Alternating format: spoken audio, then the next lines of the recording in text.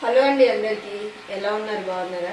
So ఈరోజు నేను మీకు గోధుమ పిండితోనే పూరీలు ఎంత చక్కగా పొంగేలాగా రావడానికి నేనైతే ఎలా చేసుకోవాలో మీకు చెప్పేస్తాను. దానికి కాంబినేషన్లో బంగాళదుంప టమాటా పూరీ కర్రీ కాదు, పూరీ కర్రీ ఎప్పుడు చేసుకుంటాం, ఇలా ఒకసారి ట్రై చేసి చూడండి. బంగాళదుంప టమాటా కర్రీ చూడండి.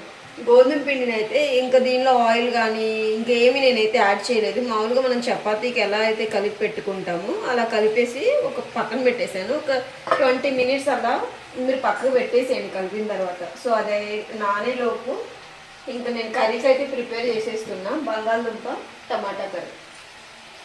సో ఆల్రెడీ ఇలా ముక్కలు చిన్న చిన్న ముక్కలుగా కోసిన తర్వాత పసుపు వేసాను, రుచికి సరిపడా సాల్ట్ని కూడా వేసేసుకుంటున్నా ఇప్పుడే. సో కారం కూడా కొంచెం యాడ్ చేసుకుంటున్నాం. ఇవన్నీ 3 వేసుకున్నాం కదా, ఇలా కలిపేసుకోండి. ఒక 2 మినిట్స్ ఇలానే ఈ దీంట్లో టమాటాలో వాటర్ కంటెంట్ ఉంటుంది కాబట్టి ఇలా మొత్తం కలిపేసుకొని పసుపు ఉప్పు కారం వేసిన తర్వాత అలా కలిపేసేసి కొద్దిసేపు ఒక 5 మినిట్స్ అలానే ఉంచండి మీడియంలో పెట్టుకొని. సో మనకి కర్రీ కూడా రెడీ అయిపోతుంది కదా.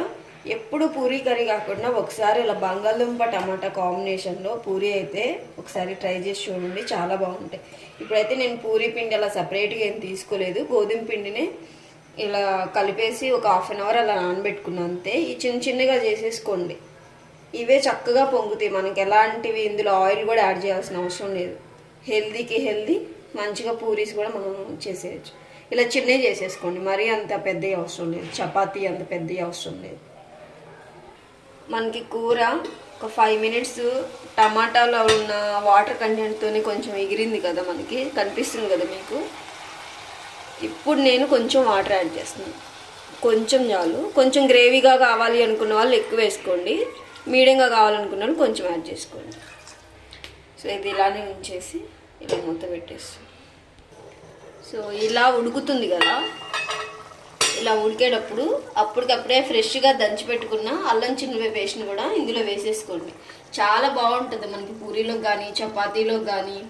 కర్రీ అయితే చాలా బాగుంటుంది. ఒకసారి మొత్తం ఇలా కలిపేసుకోండి వేసిన తర్వాత. ఇదంతా కూడా సిమ్లో కానీ మీడియంలో కానీ పెట్టుకోండి, హైలో పెట్టుకుంటే తొందరగా మిగిలిపోతుంది. ఉడకకుండానే కానీ బంగాళదుంపలు తొందరనే ఉడుకుతాయి. సో మీడియంలో పెట్టేసుకుంటే సరిపోతుంది. గ్రేవీ అంతా కొంచెం దగ్గరకు వచ్చిన తర్వాత మనం తీసేసుకోవడమే. సో కూర రెడీ అయిపోయేటప్పటికి మనం పూరీ కూడా ప్రిపేర్ చేసేసుకుందాం. సో చపాతీ పిండి ఒక చిన్న ముద్ద తీసుకొని పొడి పిండి కూడా కొంచెం వేసేసుకొని, ఇంకా మనం చపాతీ చేసుకున్నట్టే మరీ అంత పలచగా అయితే చేసుకోవద్దు. ఇంకా ఇది అందరికీ తెలిసిన ప్రాసెసే కానీ దీన్ని అంత మందంగా కాదు, అలానే అంత పలచగా కూడా కాదు.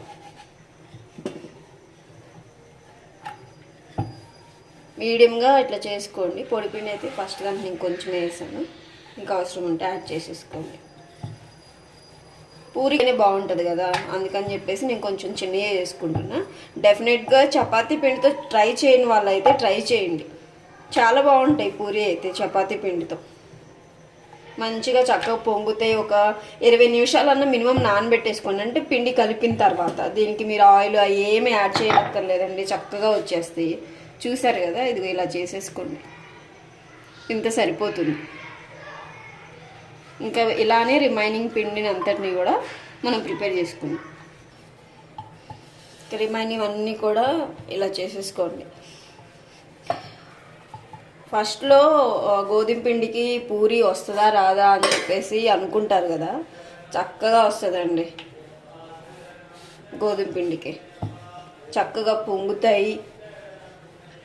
మళ్ళీ ఆరిపోయినాక ఎలా ఉంటాయో అనుకోవద్దు, చాలా సాఫ్ట్గా ఉంటాయి. మీకు పెద్దగా కావాలనుకుంటే కొంచెం సైజుని పెంచేసుకోండి. దీన్ని మరీ మందంగా ఉంటే కూడా బాగుంది, ఎందుకంటే ఉడకవద్దు వెంటనే. సో ఇలా చేసి పెట్టుకుంది కదా, ఆయిల్ హీట్ అవ్వగానే ఆయిల్ టెంపరేచర్ మటుకు బాగా ఉండనివ్వండి. మంచిగా ఇలా వేసుకుంటే అవే పొంగుతాయి. చూసారు కదా ఎలా పొంగిందో, వెంటనే టర్న్ చేసుకోండి. చక్కగా పొంగి చాలా సాఫ్ట్గా కూడా వస్తాయి. ఆయిల్ బాగా హీట్ ఉండాలన్నమాట దీనికి. మెయిన్ ఏంటంటే ఆయిల్ హీట్ అయిన తర్వాతనే మనకి బాగా పొంగుతాయి. చక్కగా ఇలా వేసుకొని ఇంకా 1 by 1 అన్నీ చేసేసుకోవడమే. చూసారు కదా, ఇది ఒకటి వేసాను. నెక్స్ట్ కూడా వేసేస్తుంది. ఇవి చాలా సాఫ్ట్గా ఉంటాయి, చక్కగా పూరీలు మనకి బయటకు ఎలా దొరుకుతాయి పూరీలు సేమ్ ఇంకా అలానే అనమాట. సో ఇలా కూడా అన్నీ ఒకదాని తర్వాత ఒకటి వేసుకొని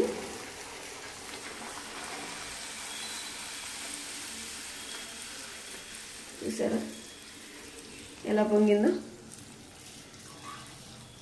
అంతే ఇంకా సాఫ్ట్గా చాలా చక్కగా ఉంటాయి. దీనికి కాంబినేషన్ బంగాళదుంప టమాటా. ఎక్కువ నేను ఎప్పుడు పూరీ చేసినా కానీ పూరీ కర్రీ చేయడం కొంచెం తక్కువ, ఎప్పుడు బంగాళదుంప కూరనే కాంబినేషన్గా తీసుకుంటాను. సో మీరు కూడా ఎప్పుడైనా ట్రై చేయకపోతే ఇలా గోధుమ పిండితో ట్రై చేసి బంగాళదుంప కాంబినేషన్లో ట్రై చేయండి. ఓకేనా? అంతా అయిపోయిన తర్వాత తిన్నప్పుడు మళ్ళీ కలుసుకుందాం.